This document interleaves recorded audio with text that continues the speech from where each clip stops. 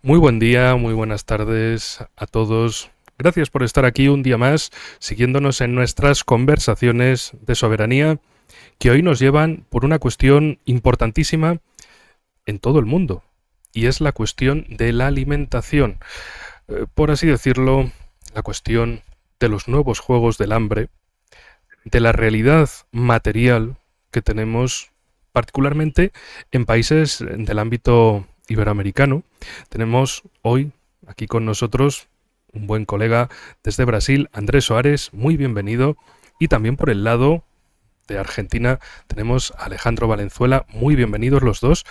Y precisamente Brasil y Argentina, dos países no solo gigantes por su extensión territorial, sino también por su capacidad productiva de alimentos, teniendo en cuenta precisamente que es ese debate, ese dilema de la alimentación, quién la tiene, quién no la tiene, la alimentación saludable, la alimentación natural, orgánica, o la modificada por la vía de modificación genética, o también la que es producida, manufacturada, ultraprocesada.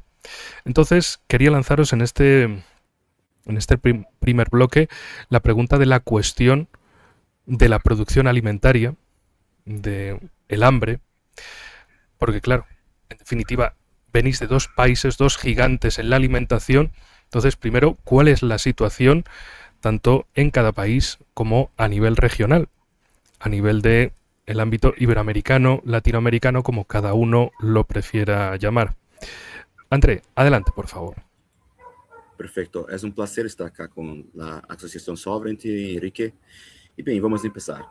O primeiro ponto crítico é a desconexão entre a produção massiva de alimentos e sua distribuição efetiva às populações mais vulneráveis. Brasil é um dos maiores produtores agrícolas do mundo. Sin embargo, persistem os denominados desertos alimentários, regiões onde a população tem pouco ou nenhum acesso a alimentos frescos e saudáveis, que podemos falar de hambre ou podemos falar de outro problema, que é a questão como poderia chamá-lo em espanhol, da baixa qualidade dos alimentos, a insegurança alimentária, que são alimentos pouco sanos, que ligam ricos em graxas industrializadas e que não alimentam, na verdade, só sustêm vivo as pessoas. E esses desertos alimentários são justamente essas regiões onde a população tem pouco ou nenhum acesso a alimentos frescos e saudáveis. Entre 2023 e 2024, aproximadamente 25 milhões de brasileiros residiam nessas áreas, dos quais 6,7 milhões vivem em situação de pobreza. A falta de infraestrutura adequada e a ausência do Estado em las regiões mais distantes do país e do continente sul-americano, que é um problema que afeta a todos nós outros, agravam este problema, que não é a escassez de alimentos por si, sino a incapacidade logística e política para levá-los a que eles necessitam. A agricultura familiar é responsável por 62% da produção de hortaliças de Brasil, e requer uma inversão estatal para conectar seus produtos com os mercados locais, pero a prioridade governamental historicamente se ha orientado hacia a grande exportação. Muchísimas gracias, obrigado. Y Alejandro, por favor, adelante tu perspectiva desde Argentina. Ahí. Bien, es un placer estar acá con ustedes compartiendo este espacio desde Argentina, siguiendo un poco la lógica que expone Andrés desde Brasil. Es un poco el mal endémico que ocurre en toda la región de Latinoamérica, es el foco de la distribución, siendo uno de las regiones que mayor alimentos producen a nivel mundial, ¿sí? Con una capacidad para alimentar a más de 1.300 millones de personas. Es el doble de la población que se encuentra en la región. Se encuentra la inseguridad alimentaria, que hablaba acá Andrés recientemente. La mala distribución, la matriz productiva y la desconexión también con la población, ¿sí? A nivel de exportación, generan bastantes problemas. Por ejemplo, en Argentina,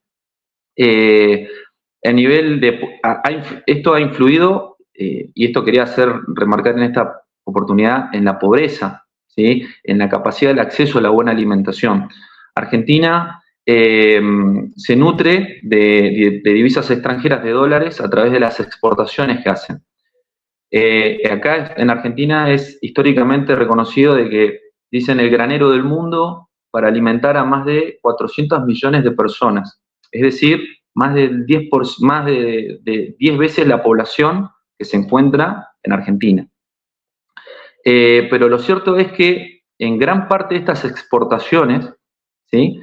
Se tratan de soja o de productos agroalimentarios que están destinados a alimentar a otros animales en el extranjero. No es que el argentino coma de la soja estrictamente. Entonces vemos ahí una desconexión total entre la producción de alimentos a lo que está destinada verdaderamente para alimentar a productos que van a ser destinados al extranjero y no en el plato de comida del argentino del día a día. Dentro del gobierno de Javier Milei, ahora, si bien cuando comenzó su gobierno en el 2024, se estabilizó el tema del acceso a la canasta básica, se frenó porque, bueno, obviamente las medidas que tomó frizó el tema del efecto inflacionario.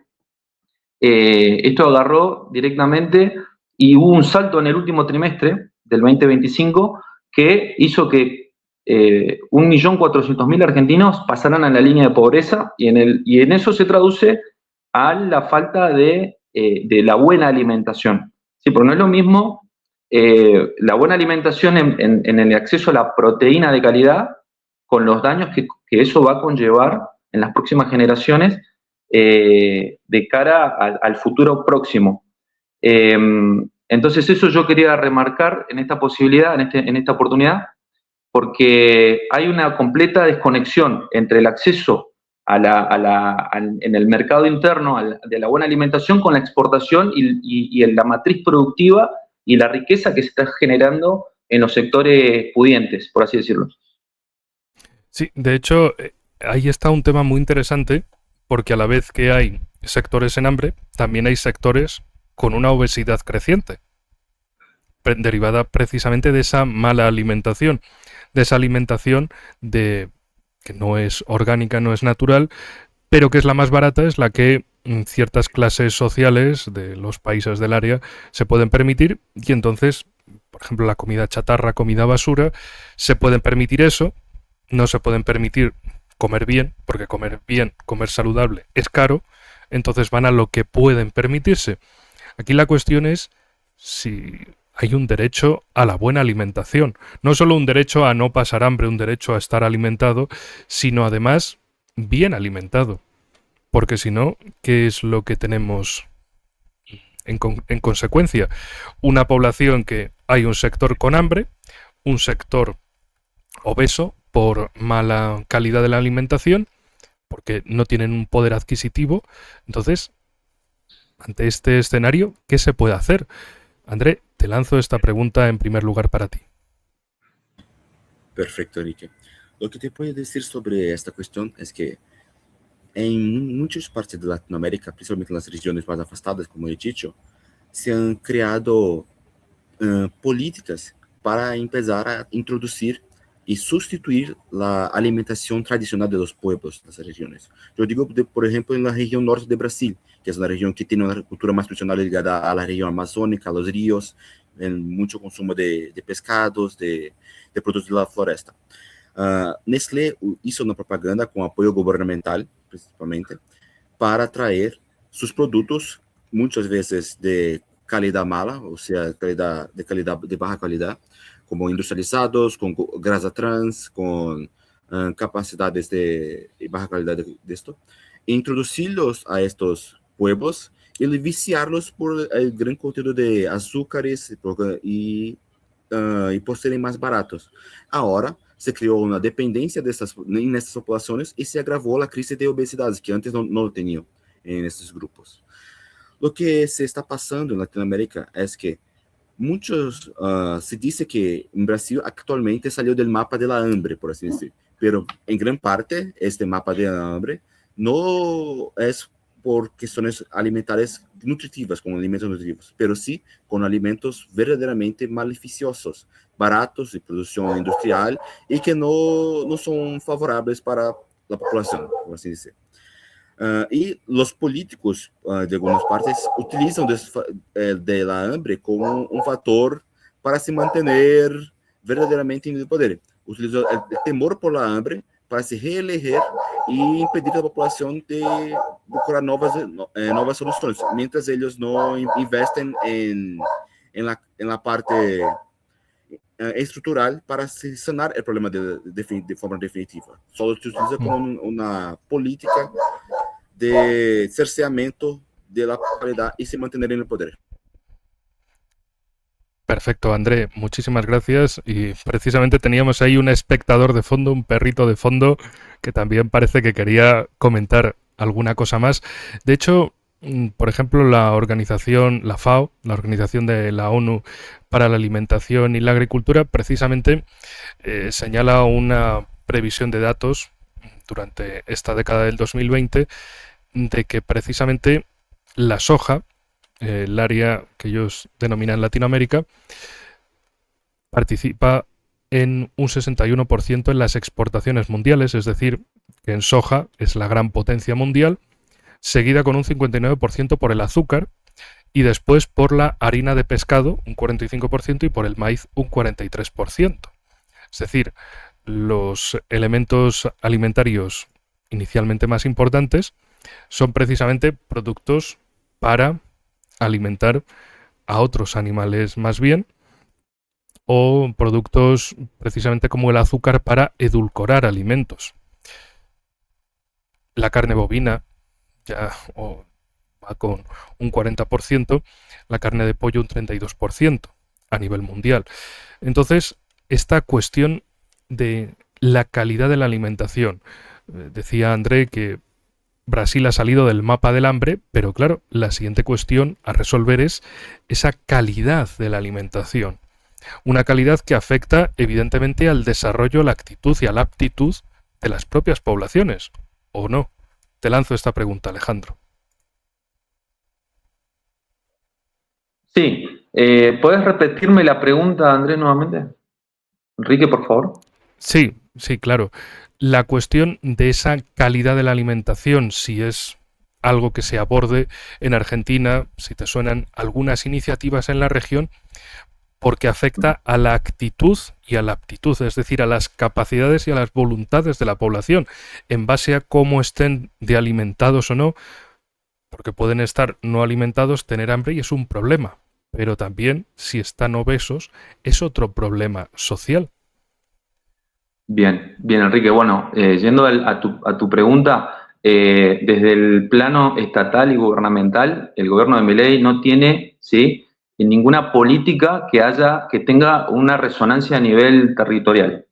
Es verdad que pueden existir en las oficinas de algún ministerio con competencia abordando la situación, pero no tiene la publicidad ni la propaganda dentro digamos, de la televisión o los medios de comunicación privados o estatales dentro de la Argentina. En ese sentido no existe una política, es más, incluso desde los voceros presidenciales niegan a veces la situación del hambre y no la abordan de manera política porque, bueno, sabemos que se avecina un año electoral y no están apuntando a esas cuestiones como principal problema a abordar.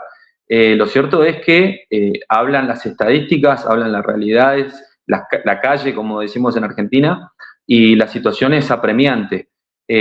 Más de 14 millones de personas están bajo la línea de pobreza sin poder acceder al valor de una canasta básica porque ha dado un salto inflacionario y el poder adquisitivo real de las familias, ya sean donde la mujer es cabeza de familia o el hombre, más con las cuestiones de alquiler y acceso a la vivienda, están dificultando enormemente estabilizar los índices. De hecho, las estadísticas son bastante elásticas. En algún momento puede haber un sector que ingrese a una clase media y inmediatamente puede llegar a quedar nuevamente en la línea de pobreza. La alimentación es productos procesados, harinas, y los productos de mejor calidad han quedado fuera del poder adquisitivo porque si bien no hay faltantes, en dólares, en términos de costo en dólares, es muy caro Argentina. lo que obviamente vuelve una paradoja de la cantidad de una producción de casi, de una exportación en valores de casi 52 mil millones de dólares, no se ve traducido ni siquiera en el salario de los trabajadores, ni en las familias, ni menos en las góndolas, Enrique.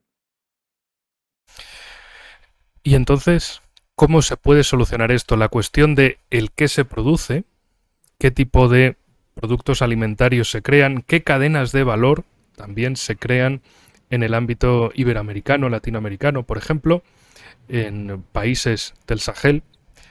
En Burkina Faso, concretamente, celebraban recientemente la creación de una industria para el procesamiento del tomate, para hacer pasta de tomate, que es importante en su alimentación local. Ahí vemos esa cuestión de soberanía alimentaria, de nosotros producimos, nosotros procesamos y nosotros consumimos. Le damos alimentación de calidad a nuestra población.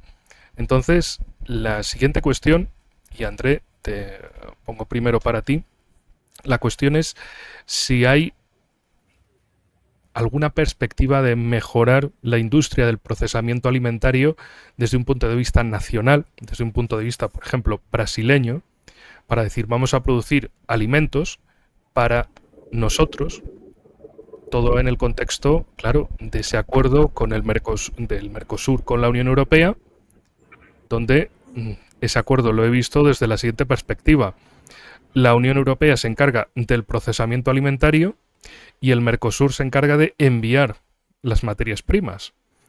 Fingir que es una cadena internacional de valor, que es una división internacional del trabajo, pero esto también lo que significa es la destrucción de los productores europeos y la destrucción de una industria iberoamericana, latinoamericana de la alimentación, y dejarla simplemente como una zona que provee de esos recursos naturales, de esas materias primas alimentarias.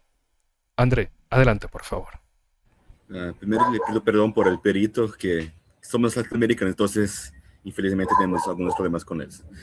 Pues bien, voy a empezar hablando que no hay ninguna perspectiva de Brasil de se investir para la producción alimenticia regional. ¿Por qué? Por una matemática simples. Se gasta para producir en Brasil en reales y se vende en dólares y en euros. Entonces, para el productor, o sea, el gran productor del agronegocio brasileño, que es el exportador, aquel que tiene contactos, que tiene capacidad de importar grandes producciones, vale más investir, por ejemplo, en la producción de soja, que no es un grano que se consume en Brasil en gran cantidad. Se produce más la exportación de biocombustibles y que en la producción de frijoles, en la producción de arroz, que son la base alimentar de los granos brasileños, y la carne es por exportación, porque como he dicho, los mejores cortes son para enviar para afuera. Lo que se mantiene la producción dentro de Brasil por parte de la alimentación es la agricultura familiar, o sea, el pequeño productor. Pero Brasil tiene un gran problema de grandes latifundiarios, o sea, grandes extensiones de tierra que, por así decir, son responsables por cuidar por parte de esa situación y tienen el control, tienen contactos poderosos y mantienen la balanza comercial de Brasil. Son aquellos que tienen poder y la plata para colocar políticos en el poder. Por conta de esto, no hay perspectiva futura al corto y medio plazo, quizás a largo, pero en este momento es muy difícil de se planearlo. Quanto ao acordo entre a União Europeia e Mercosul, como he dicho bem, Enrique, é um acordo que é pouco proveitoso para nós, que vai destruir completamente as nossas indústrias, só vai nos regalar a la posição que já pertenecemos, que é de produções de recursos naturais com pouca tecnologia aplicada, só produzimos a matéria bruta e exportamos, e a los europeus se perderão seus pequenos produtores, se quedarão só com os dichos productos industrializados y servicios. Muchas gracias. Y Alejandro, la misma pregunta para ti ahora. Adelante, por favor. Sí, estamos en la misma encrucijada junto al hermano país de Brasil. Estamos en las mismas condiciones, si bien son los acuerdos de tipo que le gusta acordar a este gobierno por sus pretensiones geopolíticas, pero estamos en la misma situación porque las exportaciones, bueno, quedamos en el típico modelo agroexportador, ¿sí? De viejas décadas, donde no se genera, primero está manejado por una especie de oligopolio o monopolios directamente en cuanto al manejo de los latifundios de las principales regiones productoras y efectivamente se produce una desigualdad en cuanto al acceso de alimentos dentro del consumo de alimentos domésticos dentro de Argentina y quedamos en esa desigualdad frente a Europa y bueno, en la que hemos estado históricamente. No veo una política por ejemplo, a largo o mediano plazo, que esté abordando este gobierno de forma inteligente. Creo que está viviendo de los semestres a semestres en cuanto a las elecciones y a las pretensiones de reelección de Milei. Nada más que eso.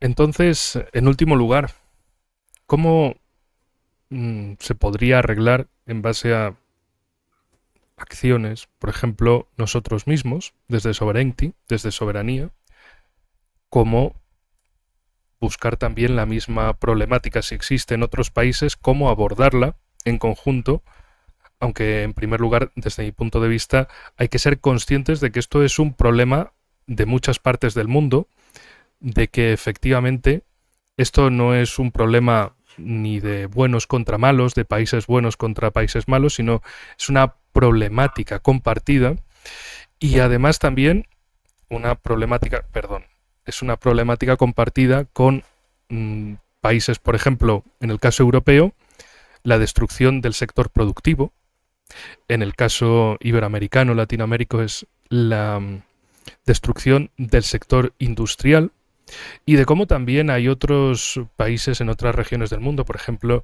en la vecina África, tanto para ustedes como para nosotros, donde este problema también se encuentra. ¿Quién produce los alimentos? ¿Cómo se procesan los alimentos? ¿A dónde se envían los alimentos?